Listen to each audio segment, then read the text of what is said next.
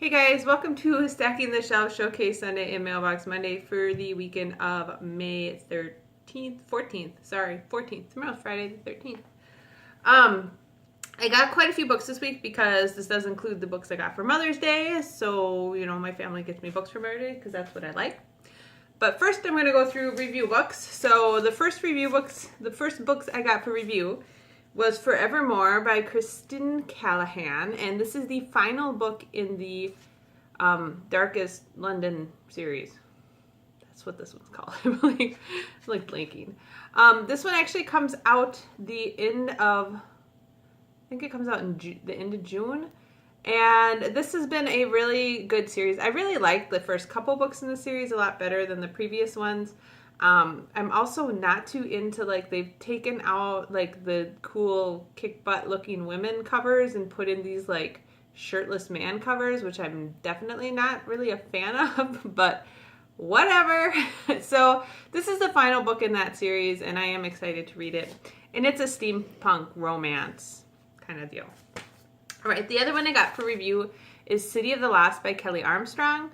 I believe this also comes out in June, but don't quote me on that because normally I write myself cheater notes on the back of the paper saying when they come out, and I forgot to do that this time. I'm kind of in a hurry. I have to run my son to hockey in a few minutes. So anyways, so this one is not really a paranormal anything. It's supposed to be more of a mystery thriller. I've been really liking a lot of the more recent books by Kelly Armstrong, though. Cainesville does have some magic and paranormal stuff in it, but it's also more of a murder mystery thriller type of series. So I'm really curious to see what she does in this because I've just really been enjoying both her Forest of Ruin, which is a middle grade fantasy series or maybe young adult fantasy series, and also Cainesville. So she's becoming one of my favorite. Strangely, I didn't really like her Women of the Otherworld series, but I really liked everything else I've read by her. So I'm looking forward to reading that. I did buy a couple books. One I bought for Kindle, was Alpha's Origins by Alona Andrews, and this is an extension of the Kate Daniel series, I think. I'm pretty sure. And this one I got for Kindle because I got a free $3 Kindle gift certificate, and so this one was one I had on my wish list for a while, so I decided to go ahead and grab that one. The other one I got was for audiobook, and that is Taken. This is the third book in the Alex Verus series by Benedict Jacka. I have been really enjoying this series. It reminds a little bit of Harry Dresden and the Iron Druid Chronicles, kind of a cross between those two. The audiobooks are really, really fantastic. The guy who narrates them has this nice English accent, and he's just fun to read to. He's fun to listen to, and they've been fun books, and so I'm looking forward to that. And that's the third book in that series, in case I didn't say that. I'm just very scattered today, and I have smudges all over my glasses. All right. Then on to books that I got as gifts.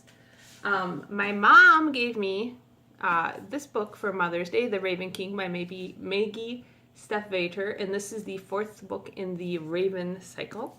So very much looking to see how that series wraps up. This book feels like it's been a long time coming. I do believe it's been pushed back a couple times, so I'm very eager to see how this all wraps up. And I always enjoy Maggie's writing style. It's very, I don't know how to say it, beautiful, calm, moves a little bit slower, but I always just really enjoy it because it's a very different writing style from a lot of other authors that I read. Then the next two books I got for my husband and son for Mother's Day. The first one of those is Wayward, Volume 2, and that is Ties That Bind by Zub Cummings, Bonvillain, and Dillon. This one is rated mature. Initially, I thought it was something maybe my son could read with me, but some of it probably not. The color in this series is amazing. It's just got these beautiful, vibrant colors. I'm trying to make sure I don't show anything appropriate. Beautiful, vibrant colors in it. It's been very, very good. I really like the first one. I actually got the first one through NetGalley to review, and then I went ahead and bought it because I really loved it. And I will admit, graphic novels is probably more the illustration that drives my love of a graphic novel than the story. But they both have to be good. in order for me to read it. And that's not always true, but even like mangas, I prefer if they're a little more detailed and illustration and, you know. So, beautiful illustration. Really cool story. Really fun characters. I really like the first one, so I'm excited to get the second one. All right, so then the final book I got is Habibi. Habibi? I don't even know how to say that. Habibi by Craig Thompson. He wrote Blankets, which I really enjoyed. I got that for review a few years ago. Okay. Let me, again, this one is maybe for mature audiences. There's some nudity and stuff in here, and I'm trying to find a page that doesn't have any of that on it. So, you know, there's kind of a picture there. This is a massive graphic novel, and I am trying to recall what it's about. But it's very, like, Middle Eastern in style, and I'll have to read it and let you know what it's about. Very cool put-together book, though. Just absolutely beautiful. The illustration is beautiful.